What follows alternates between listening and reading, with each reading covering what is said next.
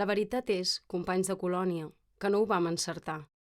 Ens vam rendir als embats de la natura i del moment i ens vam consumir per sempre en el lloc assignat, sense intimitat, al caire de l'abisme, els uns contra els altres, sense adonar-nos que hi havia més mar i més terra, asseguts sobre les flors de gel, escoltant les tristes paraules del vent i mirant el mar sense res més a fer.